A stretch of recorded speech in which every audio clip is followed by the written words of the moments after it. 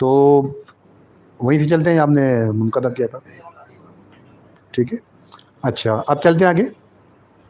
अगला जो है इसमें इतना कोई ज़्यादा नहीं है, इतनी सी बात है कि पहले 50,000 के पावर थे, ये जनरल सेक्रेटरी और चेयरमैन के पावर्स की बात हो रही है। पहले 50,000 थे, अब हमने उसको विदाउट सीएमसी अप्रूवल पहले 50,000 तक एक्सपेंडिचर कर सकते थे इमरजेंसी में, अब उसको हमने 1 लाख कर दिया है, क्योंकि इन्फ्लेशन जो है इसमें कोई ऐसी खास चीज़ नहीं है। इसी तरह इसका भी रूल तो वही होगा कि जो भी एक्सपेंसेस आप इमीडिएटली नेक्स्ट सीएमसी अप्रूव करा लेंगे ना। अब नेक्स्ट रहेगा he shall maintain keep all the record in custody.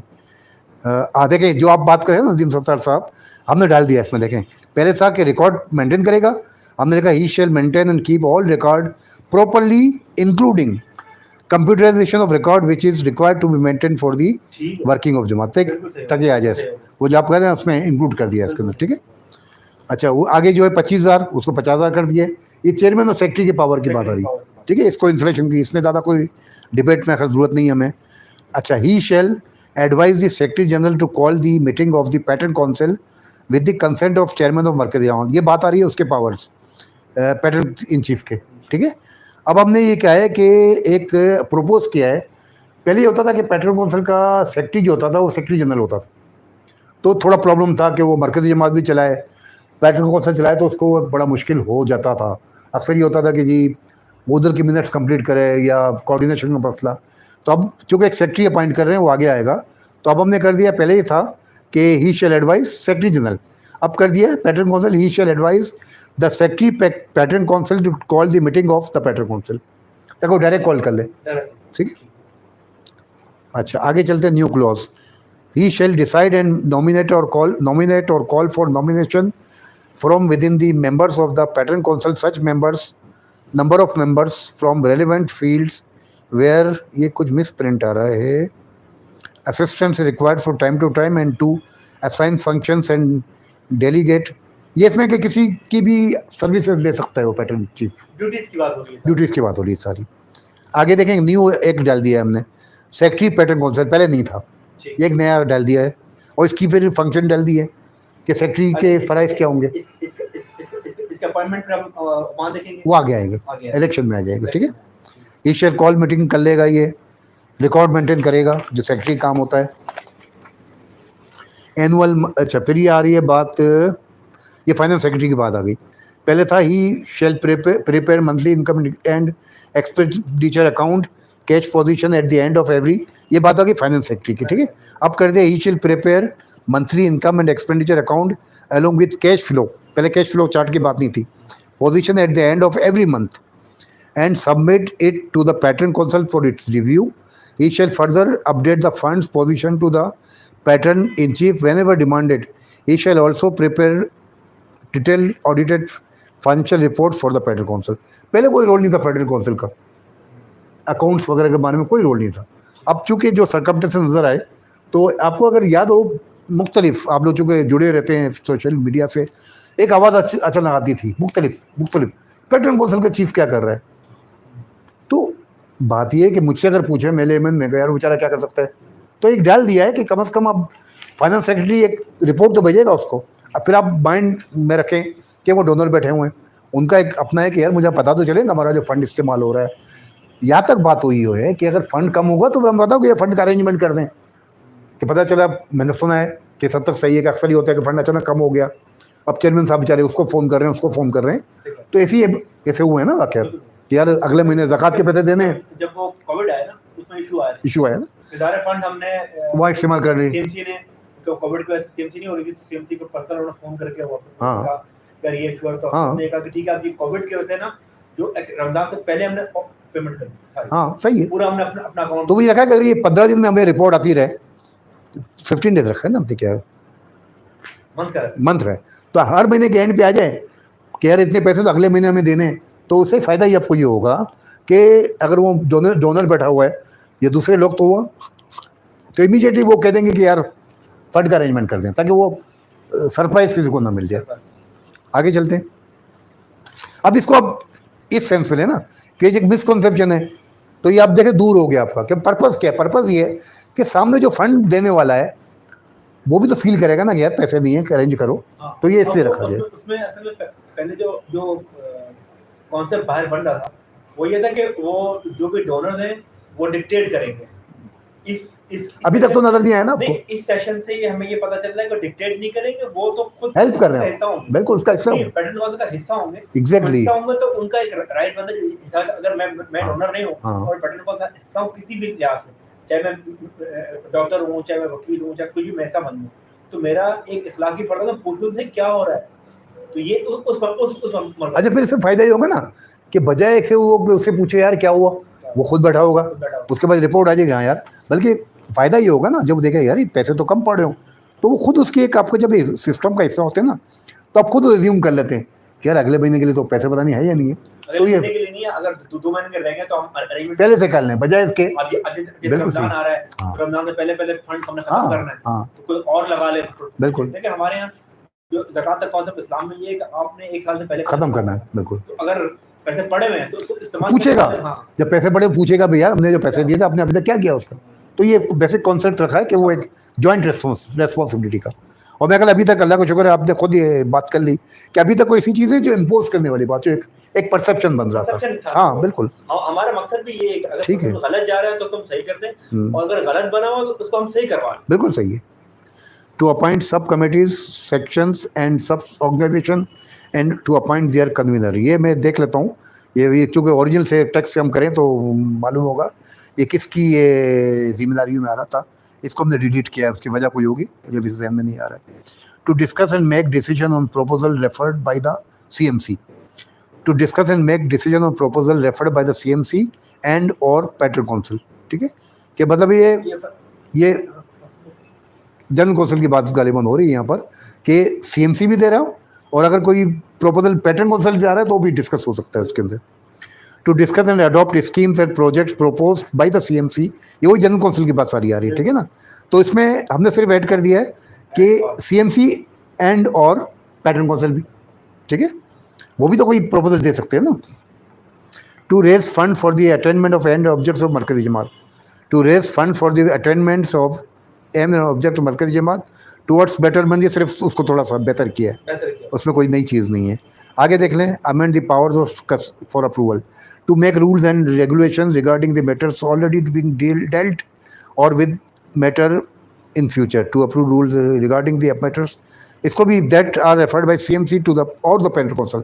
इसमें एक चीज़ और कर दी है कि रूल्स रेगुलेशन जो बनेंगे, अभी तक तो CMC भेजता था ना जनरल कौंसिल को, पैटर्न काउंसिल भी फॉरवर्ड कर सकता है कोई प्रपोजल। अच्छा, इसको हमने रिमूव किया है, to remove any office bearer of माइलैंड। हाँ, अब ये देखिए जो जनरल कौंसिल के पावर्स दिए इसमें दिया हुआ है, रिमूवल का तो जिक्र किया हुआ है आगे जाके, लेकिन जो जनरल कौंसिल के पावर में नहीं था कि वो रिमूव कर सकते हैं, तो वो भी डाल दिया है जनरल कौंसिल के फंक्शंस में कि वो किसी को रिमूव कर सकते हैं। अच्छा, रिमूव के अलावा इसमें वो भी होना चाहिए, vote of no confidence, remove के अलावा पर आगे आ रहा है, वो जब रिमूवल की बात आएगी उसमें आएगी। अब देखिए बड़ी इंटरेस्टिंग चीज़ थी कि रिमूवल का जिक्र तो था, ठीक है ना, रिमूवल का जिक्र तो था हमारे कॉन्स्टिट्यूशन में, और उसके ग्राउंड होते रिमूवल के, मिस अप्रोविएशन किया हो या कोई ऐसा काम किया हो जो in which is against the mandate या कह लें या in the interest of the Jamaat. लेकिन फर्ज कर लें कि इनएफिशिएंट बंदा, उस पर तो चार्ज नहीं लगता है, तो या हमारे पास vote of no confidence concept नहीं था, वो हमने डाल दिया, अभी प्रपोज कर दिया to pass a vote of no confidence against any office bearer of Markazi Jamaat और a member of patron council in terms of clause such and such, ठीक है ना। तो इसका रेट क्या बनाया, वो आगे आ जाएगा, वो आगे आ जाएगा, ये तो पावर दे रहे हैं ना कि ये काम कर सकती है, वो तरीके का आगे आ जाएगा, ठीक है।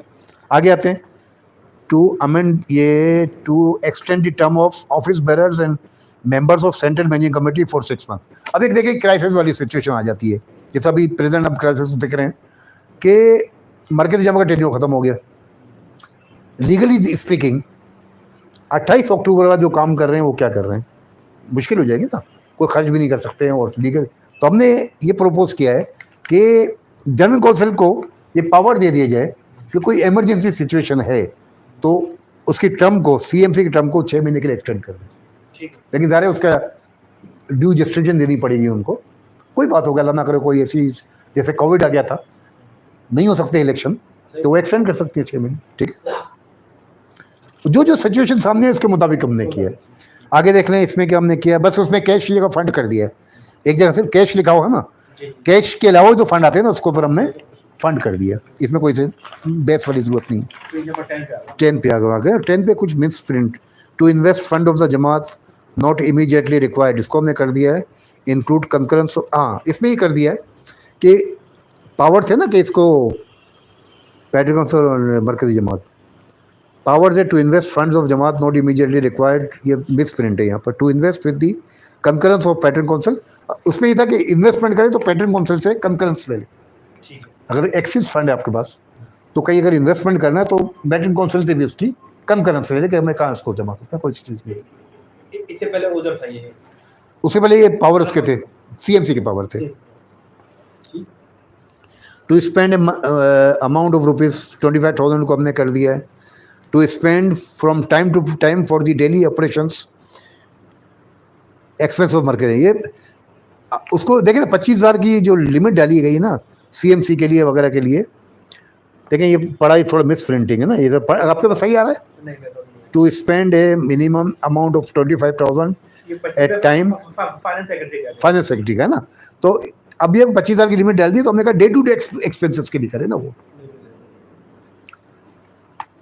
Daily operation activities expense of market जमा, ठीक है, कि डे टू डे काम नहीं रुकना चाहिए। फिर हमने कहा इंस्टीट्यूट कंडक्ट डिफेंड और अबंडन एनी लीगल प्रोसीडिंग अगर Markaz Jamaat committee and allow time for making to institute conduct, इसको हमने सिर्फ किया है in concurrence with patron council, कि भाई जो भी मशवरा से काबू, हाँ, हमने जब ना एडवाइजरी बॉडी है एडवाइजरी तो आप एडवाइस लोगे तो देंगे ना, Advice लोगे। तो कंकरेंस पे अभी देखें कि लफ्ज़ बड़ा हमने बड़ा डिबेट, ये लफ्ज़ जो है कंकरेंस का बड़ा डिबेट, ये मुझे याद पड़ा मेरे जहन से कंकरेंस आया, पहले था एडवाइस, नहीं कुछ और था, विद दी कंसेंट वगैरह, नहीं कंकरेंस डाल दे, दोनों कंकरेंस, यानी ऐसा नहीं है कोई किसी से बालातर हो जाए। तो बात करना। कंकरेंस, कंकरेंस का मतलब होता है दोनों की एक इक्वल फुटिंग होती है। Equal footing। बिल्कुल। ठीक है। तो अच्छा वर्ड यूज अच्छा वर्ड यूज होगा। टू एक्सेप्ट जनरल डोनेशन, इसमें कहा amend for concurrence again, to accept general donation and also special donation and contribution as are for such specific object and subject to such specific special donations conditions as are acceptable vis-a-vis the aims and objects of Jamaat, and to report, deposit and bring all donation in ambit combined present of Patron Council within 13 days of this।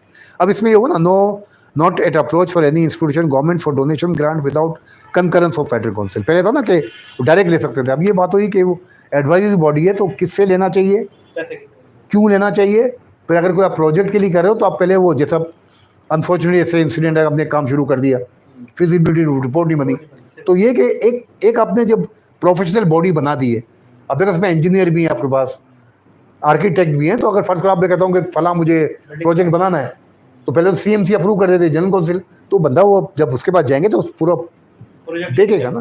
तो मकसद ये है था कि उसकी pattern council के मकसद ये, तो डिबेटिंग सोसाइटी ना हो, ठीक है। To appoint, reappoint, suspend and dismiss the salary staff, again वो आ रहा है इसमें consent of patron council, basically consent डाल दिए, बहुत ज्यादा नहीं इसमें ज़्यादा क्या चीज़, ये जो नहीं वो एक स्टाफ को मैं ख्याल में नहीं कंसर्न करना चाहिए। हाँ, देख लें। मतलब पूछेगा ये कुछ नहीं सैलरी वगैरह बढ़ाने में, ये चीज़ों में ये मेरे ख्याल में जो जो जो उसके पावर है सीएमसी को, वो मतलब उसके पास ठीक है, इतनी इंपॉर्टेंट चीज़ें नहीं है, अगर जनरल काउंसिल समझती है, हाँ इतना फ़र्क भी नहीं पड़ता है, हो भी जाए तो। हाँ, ये एक अगला बड़ा ज़रूरी है कि ये एक बात आई सामने कि आप मुख्तलिफ जगह पर डेलीगेट्स भेजते हैं, आप मुख्तलिफ जगह रिप्रेजेंटेशन भेजते हैं, तो एक ही जहन में था कि यार हमारे पास ऐसे प्रोफेशनल हैं, ऐसे लोगों जिनको आप मार्केटिंग कर सकते हैं उनको, जैसे हम कल परसों ऑफ द रिकॉर्ड बात कर रहे थे, तो अब अनफॉर्चुनेटली होता है ना कि मैं फर्स्ट को चेयरमैन हूँ, मैंने कि यार नदीम सत्तार मेरे दोस्त हैं, या इनको जाकिर को भेज दो, यार इन दोनों को भेज दो, उसमें कहा कि नहीं यार एक पैटर्न काउंसिल को भी ऑन बोर्ड ले लो कि वहाँ प्रोफेशनल बैठे हो सकता है, उनमें से को बंदे मिल जाए आपको, इनको भेज दें। जो फर्ज कर लें कोई सेमिनार हो रहा है, कोई फर्ज को सेमिनार मेडिकल पे हो रहा है, तो मेरा जाना क्या बनता है वहाँ पर, तो एक कंकलन से ले लिया है कि यार ये फला जगह से डेलीगेशन जाना है, तो आप भी हमें एक मशवरा दे दें इसके अंदर, ठीक है। आगे क्या आ रहा है, डिसबर्समेंट मेंटेन, आगे amendment is made to authorise CMC to appoint sub committees, इसमें कोई इतना कि सीएमसी की पावर हम डाल दी है। अब अगर पेज 11 पे आ गए, ये कह रहे हैं to organise and hold special function and gatherings इसमें हमने कर दिया addition to make holding of functions more meaningful towards objective. इसमें क्या है, to organise and hold special function and gathering of the for the upliftment of, इस तरह को डाल दिया है कि जो भी प्रोग्राम करें उसको कोई मकसद ये होनी चाहिए। नेक्स्ट है, ये इसको हमने डिलीट करा दिया है, ये था टू अपॉइंट नॉमिनेट मेंबर्स। हाँ, पहले सीएमसी अपॉइंट करती थी, नॉमिनेट करती थी ना, अब चूंकि हमने इलेक्शन कर दिया इसका पैटर्न काउंसिल, इसलिए ये खत्म हो जाएगा, है ना। पहले सीएमसी करता था, अब चूंकि डिलीट, अब हम इलेक्शन पे तो डिलीट कर देंगे। इसी तरह to appoint patron in chief among the members of patron council, तो चूंकि अब पैटर्न काउंसिल खुद उसको करेगी इलेक्ट, तो इसलिए भी डिलीट हो जाएगा। टू रिमूव और एक्सेप्ट द रेजिग्नेशन, ये भी डिलीट हो जाएगा, सही है। एनी ऑफिस बेरर ऑफ, इसमें क्या किया हमने, कोई कमेंट में नहीं लिखे। If any office bearer of central managing committee found to have committed fraud, जो आपने बात की इस पे आ गए, found to have committed fraud and और act against the interest of Markazi Jamaat and willfully violated the provision of this constitution is liable to be removed from his office, provided that no action shall be taken against him without giving him an opportunity to defend in the general council meeting. In case of member of the central managing committee, the matter shall be referred to his member jamaat for removal from central managing committee and necessary disciplinary action as given under article. ये पहले से already था आपके पास कि अगर office bearer करेगा तो remove up कर सकते हैं, ठीक है। और अगर सीएमसी का मेंबर करता है तो उस जमात को कहेंगे इसको वापस बुला लो। अच्छा, for removal central managing committee and necessary action, सही है। अब इसको थोड़ा हमने चेंज क्या किया, उसको पढ़ लेते हैं। इफ एनी ऑफिस बेरर, यानी कोई office bearer of central managing committee is found to have committed fraud, कि अगर किसी ने फ्रॉड किया एंड और acted against the interest of Markazi Jamaat, या मरकजी जमात के मुफादत के खिलाफ कोई काम किया हो, and wilfully violated the provision of this by loss, या उसने इस आइन की खिलाफ वर्जी की हो, सही है, is liable to be remove from the office, तो उसको किया जा सकता है, रिमूव किया जा सकता है, provided that no action shall be taken against him, लेकिन ये कि उसके खिलाफ कोई उस वक्त तक एक्शन नहीं होगा, without giving him opportunity to defend in the general council meeting. Nature इसको शोकॉज नोटिस दिया जाएगा कि भाई हम करने जा रहे हैं, फिर वो डिफेंड कर सकेगा जनरल काउंसिल में। इन केस, अब ये जो आप कह रहे हैं ना पेनल्टी, इसमें अब आ रही है, इन पहले नहीं था ये। इन केस ऑफ थेफ्ट और मिस अप्रोप्रिएशन ऑफ फंड, कि अगर कोई उसने कोई चोरी कर ली है या कोई उसमें गबन कर लिया है, CMC shall ensure recovery of such amount और article and property from the person वो कमिटेड फ्रॉड।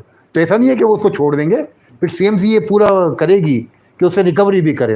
अब आगे देखें, in case of member of central managing committee, the member shall be, matter shall be referred to his member Jamaat for removal from central managing committee and necessary discipline action given, matter shall be removed। वो तो पहले वाला ही है मेरे ख्याल में। इसमें ना एक वो होना चाहिए था, हाँ, जो काफी सारे लोगों का भी ख्याल है, हाँ, कि अगर मिसाल के तौर पे कोई एक आदमी थेफ्ट करता है या फ्रॉड करता है या गबन करता है, उसकी एक सजा होनी चाहिए। सजा आगे आ रही है वो, नेक्स्ट में आ रहा है। हाँ, उसको बिल्कुल नहीं आगे आ रहा है ना, आगे आ रहा है। ये तो रिमूवल वाली बात होगी ना।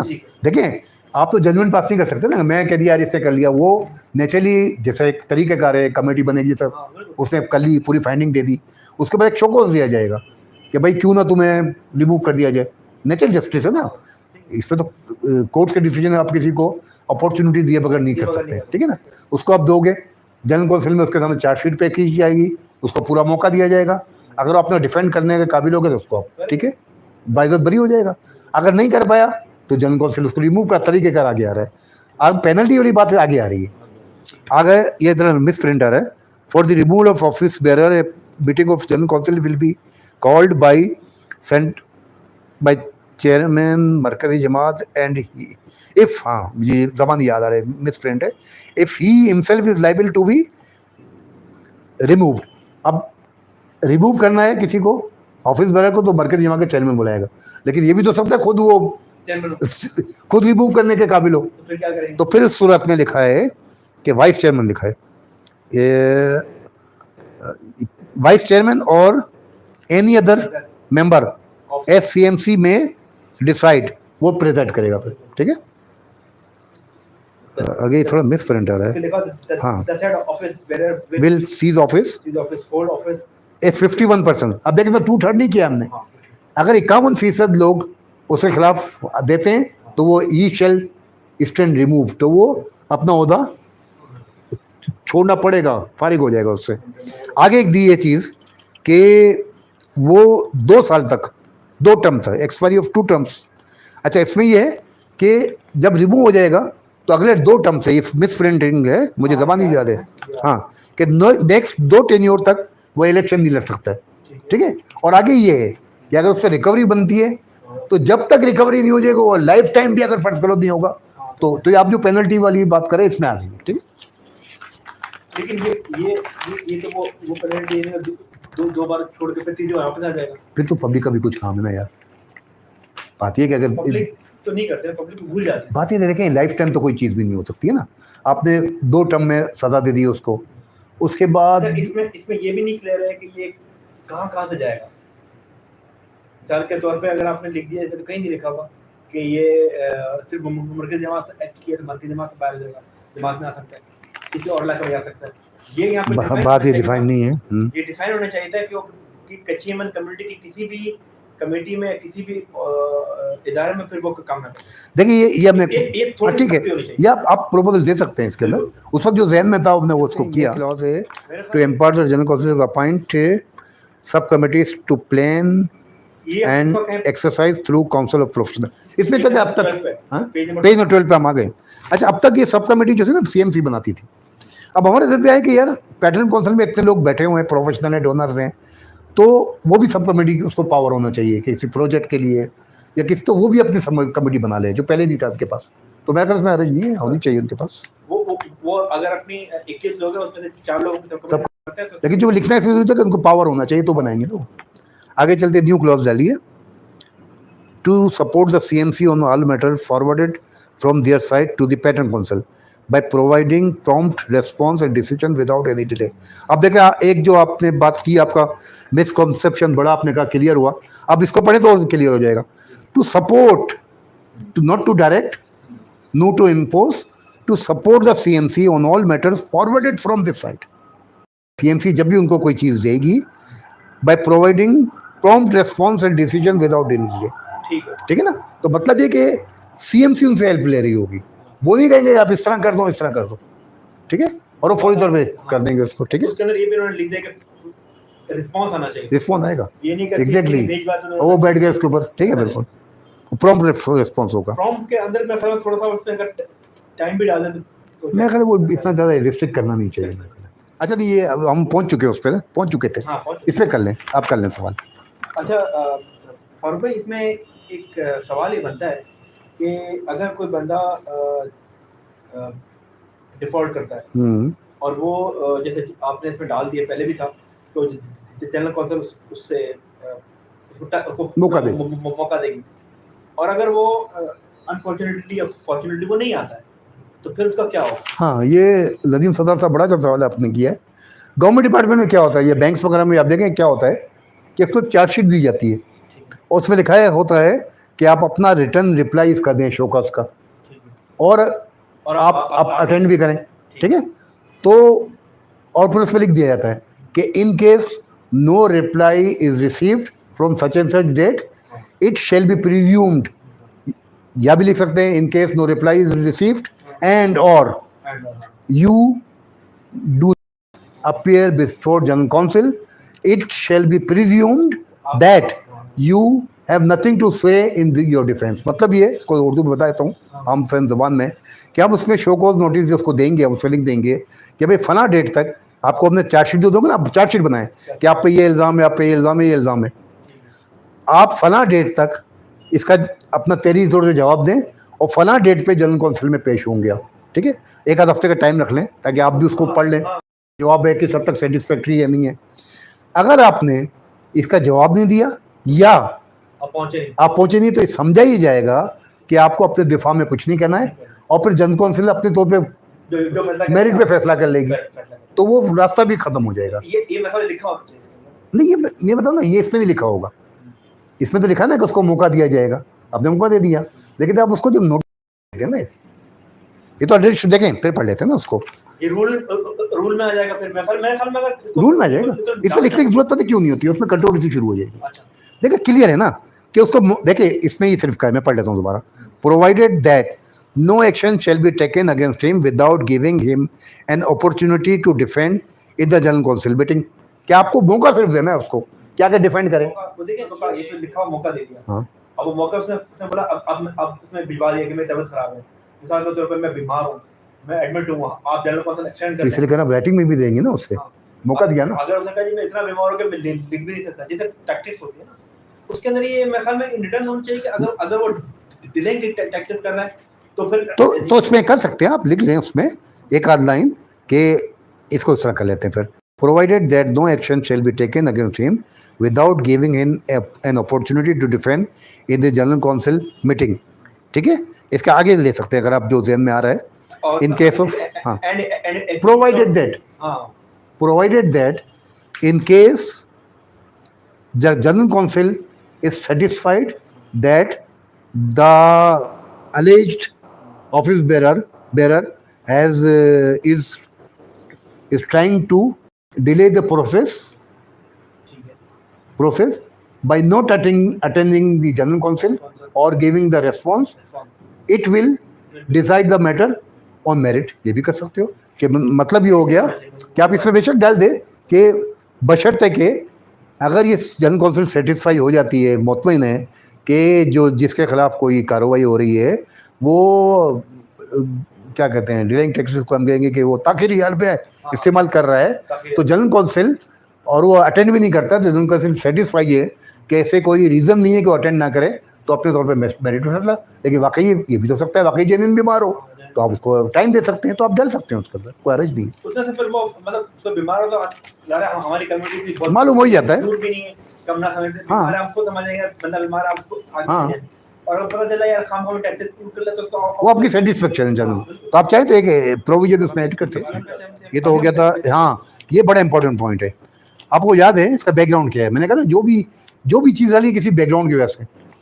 आपको याद है जब ये सोशल मीडिया पे चला कि मीटिंग नहीं हो रही है, साहबात नहीं हो रहे हैं, तो मैंने और इकबाल परेश साहब ने ये सजेशन दी थी कि एक तो ये कि आप इस फोरम पे ना आए, आप अपना फैसला सीएमसी में कर लें, जनरल काउंसिल में कर लें। तो कहीं से जवाब है कि जी वो तो मीटिंग ही नहीं बुलाते हैं। फिर मुझे याद है कि मैं कॉन्स्टिट्यूशन खोल के मैंने कहा भाई आपको तो पावर है, आप एक रिक्वेजिशन मीटिंग बुला लें। वो बुलाई गई, उससे भी नहीं हुई। मसला क्या हुआ, क्यों? जब मैंने देखा तो ये फसाद की जड़ ये सेक्शन थी। अब पढ़ लेता हूँ उसको मैं। The chairman shall proceed to convene and hold a special meeting of general council if a requisition in writing is received from at least 1/3 members of the general council and or CMC decide to convene the same or ठीक है। The requisition must state clearly the nature of business to be transacted at the meeting and it must be addressed to chairman and the CMC and must be signed by the requisitionist shall be allowed to withdraw his signature to the requisition। अब सवाल ये होता है कि नहीं बुलाता क्या कर लेंगे आप? कोई प्रोविजन नहीं था। तो ये पढ़ा मैंने कि ये तो बड़ी डिफेक्टिव है कि यदि 51% नहीं है, 1/3 ने तो रिक्विजिशन लिख दिया। सीएमसी उस वक्त जब ये सीएमसी डिसाइड करेगी कब होगी मीटिंग, सीएमसी नहीं करती है, फिर आप क्या कर लोगे? तो उसको देखते हुए इसको फिर हमने अमेंड किया। अगर होगी तो करेंगे ना डिसाइड, जब सीएमसी नहीं होगी तो क्या कर लेंगे कि सीएमसी वही जब बात हुई तो सीएमसी डिसाइड करेगी कि कब हम बुलाए जनरल काउंसिल, जब रिक्विजिशन आप लोगों की तरफ गए। तो इसको देखते हुए इसको चेंज किया। वो ये था कि जब chairman shall proceed to convene, shall law में शेल में का बड़ी अहमियत है। शेल का मतलब है उसकी वो पाबंदी के करेगा, में होता है क्या कर सकता है, तो हमने शेल डाला है, shall. The chairman shall proceed to convene and hold a special meeting of a general council. उसकी जिम्मेदारी है कि वो कॉल करेगा if a requisition in writing is received, writing में from at least 1/3 members of general council. अगर 1/3 members अगर writing में देंगे तो उस पर लाजिम है को मीटिंग कॉल करे। अब आगे अगर नहीं करता उसका भी हमने जवाब डाल दिया। The requisition must state clearly the nature of the business to be transacted at the meeting कि वो उसमें लिखा होना चाहिए, आप जब एप्लीकेशन देते हैं रिक्विजिशन कि हम क्या बात करना चाह रहे हैं ऊपर, and it must be address to chairman, address chairman को होगी, and must be sign by the members who have requisition such a meeting, वो जो 1/3 है वो साइन करेंगे, ठीक है ना। On receipt of notice for a requisition meeting the chairman must call, shall से ज़्यादा स्ट्रॉन्ग लफ्ज है मस्ट, अब उसको करना ही करना है, जब वो मिल जाएगा तो चेयरमैन को कॉल करनी है with in 7 working days of receipt of such notice, वो 7 दिन के अंदर, वर्किंग डे में 7 दिन के अंदर वो मीटिंग कॉल करेगा, उसके लिए कंपलसरी। अब आगे देख लें, मैं कह मेरे जैसा चेयरमैन आ जाता है, कहता ठीक है मैं नहीं करता हूँ, क्या कर लोगे, उसका भी आगे दिया हुआ है, in case of failure to call a meeting the members who have requisition the meeting, कि अगर वो फिर भी नहीं करता है तो जिन लोगों ने रिक्विजिशन की है वो members will call the meeting at such day and place as deemed appropriate and such meeting shall be presided by the member of general council. अब चेयरमैन कहता है मैं तो डैम केयर नहीं करता हूँ, फिर क्या होगा, जिन्होंने रिक्विजिशन की है वो खुद मीटिंग बुला लेंगे और फिर चेयरमैन प्रेजाइड नहीं करेगा, फिर वो जो एल्डेस्ट, जो सबसे ज़्यादा उम्र का बंदा है वो, तो एक हमने एवेन्यू डाल दिया है, ये सारे तजुर्बा देख के, क्योंकि ऐसा क्राइसिस आया ना हमारे सामने कि रिक्विजिशन हो गई फिर भी मीटिंग नहीं होती है, तो ये इसमें डाल दिया गया। Like, share, and subscribe. NS Official, our YouTube channel.